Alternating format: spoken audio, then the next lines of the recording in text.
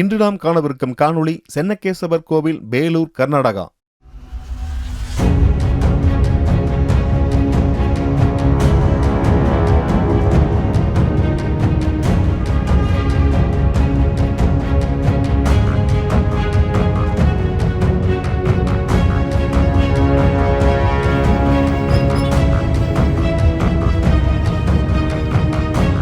கலைகளாய் குட்டி கிடக்கும் சிலைகள்.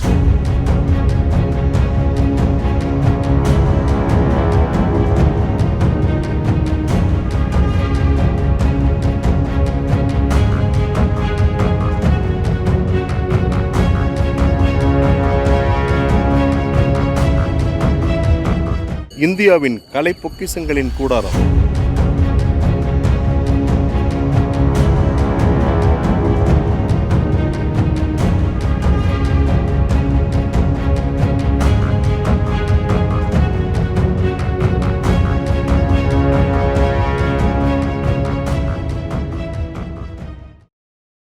சார், இப்போ எங்கே இருக்கோம்? பேலூர். பேலூர் கலை கடலில் வந்து நிற்கிறோன்னு நினைக்கிறேன் நான். இப்போதான் ஒன்று அலையடிச்சு ஒன்று ஒதுக்கி இருக்குது. இப்போதான் இவ்வளோ நேரம் வந்து இந்த கலை கடலில் வந்து நான் மாட்டிகிட்டு இருந்தேன். கண்டிப்பாக என்ன சொல்ல வரேன்னு பார்த்தீங்கன்னா, இந்த மாதிரி இடங்களுக்கு உள்ளே போயிட்டு மெய் மறந்துடுவோன்னு சொல்லுவாங்க இல்லைங்களா, அந்த இடங்கள்லாம் பார்த்தீங்கன்னா இந்த மாதிரி இடங்கள் தான் நம்ம மெய் மறக்கிற இடம். நான் கிட்டத்தட்ட மெய் மறந்து 2 மணி நேரம் ஆகுதுன்னு நினைக்கிறேன். ஆமாம், கண்டிப்பாக நேரம் எவ்வளோ. அதுக்கு வந்த 7 மணிக்கு வந்தாலும் முதல் நாள் கோயில் நுழைஞ்சது ஃபஸ்ட்டாக நீங்கள் நீ தான் நுழைஞ்சிருக்கேன். ரெண்டாவது என்னென்னா, இந்த மாதிரி என்ன கலைக்கடலை கொண்டு போய் தள்ளிடுறாரு. அதனால் என்ன என்னால் சீக்கிரமாக வெளியே வர முடியல. சரி, கலை அனுபவிக்கத்தானே, அதை ரசனை இருக்கணும் தான் வாய்ப்பு இருக்குது. கண்டிப்பாக நிறைய பேர் பார்த்துருக்கலாம். பார்க்காதங்க கண்டிப்பாக வந்து பாருங்கள், நிச்சயமாக பார்க்க வேண்டிய இடம். ஹாசன் மாவட்டத்தில் உள்ள ஹாசன் நகருக்கு 40 கிலோமீட்டர் தொலைவிலும், பெங்களூரில் இருந்து 220 கிலோமீட்டர் தொலைவிலும் அமைந்துள்ளது. பேலூர் போசால கட்டிட பாணியில் அமைந்த பல சிறப்பு வாய்ந்த கோயில்களுக்கு தலைமையிடமாக விளங்குகின்றது. இக்கோவில் கிபி 1117ஆம் ஆண்டில் ஒய்சால மன்னனான விஷ்ணுவர்தனால் கட்டுவிக்கப்பட்டது. இது கட்டப்பட்டதன் காரணம் தொடர்பாக வரலாற்றாளர்களிடையே பலவிதமான கருத்துக்கள் நிலவுகின்றன. விஷ்ணுவர்தனின் போர் வெற்றியை குறிக்கவே இது கட்டப்பட்டது என்னும் கருத்தே பெரிதும் ஏற்றுக்கொள்ளப்படுகின்ற கருத்தாக உள்ளது. எனினும் ஒய்சாலர்கள் மீது ஆதிக்கம் செலுத்திய சாளுக்கியர்களை வென்ற பின்னர் கட்டிடக்கலையில் அவர்களிலும் மேம்பட்ட திறமையை வெளிப்படுத்துவதற்காகவே இக்கோவில் கட்டப்பட்டதாக சிலர் கருதுகின்றனர். இன்னொரு சாரார் சோழருக்கு எதிராக ஒய்சாலர்கள் நடத்திய தலைக்கோட்டை போரில் பெற்ற வெற்றியை குறிக்கவே இக்கோவில் கட்டப்பட்டதாக கருதுகின்றனர். இக்கோவில் வளாகத்தின் தலைவாயிலில் விஜயநகர பேரரசு காலத்தில் கட்டப்பட்ட ராசகோபுரம் அமைந்துள்ளது. இவ்வளாகத்தின் மையப்பகுதியில் சென்னகேசவர் கோவில் கிழக்கு நோக்கியபடி உள்ளது. இங்கு காணப்படும் 2 தூண்களுள் ஒன்று விஜயநகர காலத்தையும் மற்றொன்றது போசால பேரரசு காலத்தையும் சேர்ந்தது. இதுவே முதல் போசால கோவிலாக இருந்த போதும் இதன் கட்டிடக்கலை சாளுக்கிய கலை பாணியை சேர்ந்தவையாகவே உள்ளன. ஹலபேட்டில் உள்ள ஒய்சாலேஸ்வரர் கோவில் மற்றும் சோமநாதபுரத்தில் உள்ள கேசவர் கோவில் ஆகியவை போன்ற பிற்கால போசால கோயில்களைப் போல் அளவுக்கு அதிகமான அலங்கார வேலைப்பாடுகள் இக்கோவிலில் இல்லை. இங்கே அமைக்கப்பட்டிருக்கின்ற அதிசய தூண் எல்லோருடைய கவனத்தையும் ஈர்க்கின்றது. ஆலயத்தின் கட்டிட நுணுக்கத்தை வெளிப்படுத்தும் தூணாக இது உள்ளது. 40 அடி உயர கற்கம்பம் பீடம் ஒன்றில் அமைக்கப்பட்டுள்ளது. கற்கம்பத்திற்கும் பீடத்திற்கும் இடையே இடைவெளி உள்ளது. ஒரு பக்கமிருந்து பார்த்தால் மறுபக்கம் தெரியும். ஒரு தாளை மடித்து இடைவெளியில் விட்டு மறுமுனை வழியே வெளியே எடுத்து விடலாம்.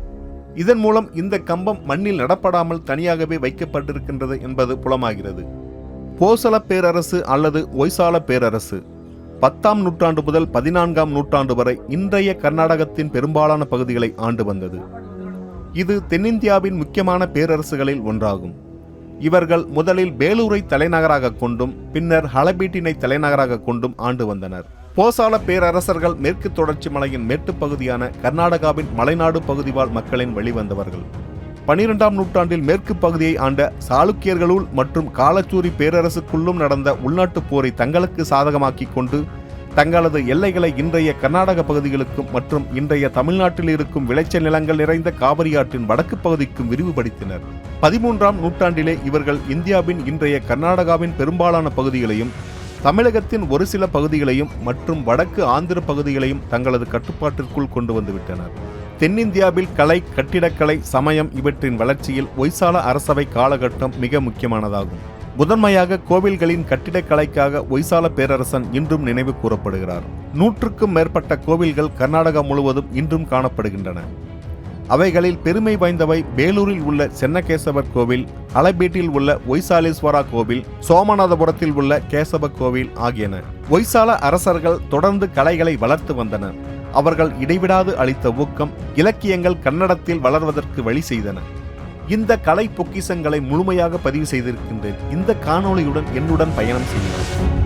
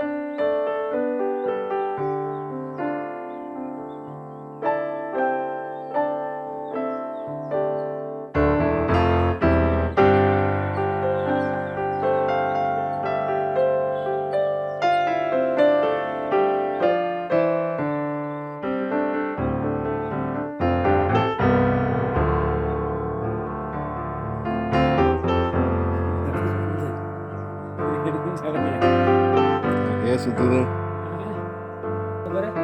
வெளியே வந்து எட்டி பார்க்கலாம் மேல்மாடம்.